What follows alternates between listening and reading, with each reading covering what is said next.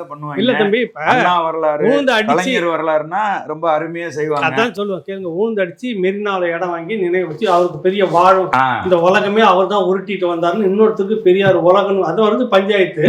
இதுக்கெல்லாம் உங்களுக்கு இடம் வருது, நிதி வருது, எல்லாம் வருது. அதனால தமிழருடைய வரலாறு, தமிழருடைய பொக்கிஷன் மட்டும் உங்களுக்கு இடம் இல்லை, அது இல்லை, இது இல்லை, நிதி இல்லை, எத்தனை இல்லை சொல்லிட்டு இருப்பீங்க. உங்க காலத்துக்கு நீங்க இப்படிதான் இருப்பீங்க. உலகம்னு பேசுனது ரைட்டு, நிதி இல்லைன்னு பேசுனது யாரையோ குத்தி காட்டுறது மாதிரி இருக்குண்ணே. இதை விட இன்னொரு செய்தி சொல்லிக்கிறேன். அதாவது இடம் இல்லைன்னு இவங்க சொல்றது போல மதுரையில ஒரு பெரிய நூலகம் கட்டி 150 கோடியில திறந்தாங்க தெரியுமா? ஆமா, கருணாநிதி பேர் வச்சு. அந்த நூலகத்துக்கு எங்க இருந்து இடம் எடுத்தாங்க?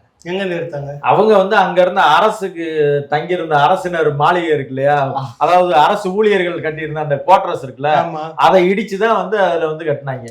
இதுக்கு என்ன வேணாலும் பண்ணுவாங்க, நாட்டையே இடிச்சு கூட எல்லாத்தையும் கட்டுவாங்க. ஆனா தமிழர் மன்னர், அவருடைய பொக்கிஷம், அவருடைய வரலாறு, அவங்களுடைய இது எல்லாம் வெளியில வரணும்னா மட்டும் இடம் இல்ல, நிதி இல்ல, அது இல்லன்னு எல்லாம் சொல்லிட்டு ஒரு தீர்வு இருக்கு. இல்ல ஒரு தீர்வு இல்ல. இல்ல தம்பி, கடைசி நேரத்துல 100 ரூபாய்க்கு கோட்டம் கொடுத்தா நீ ஓட்டு போக போறோம், நாங்க வந்துக்க போறோம். நாற்காலியில என்ன தமிழர்கள் நீங்க என்ன பண்ணுவீங்க?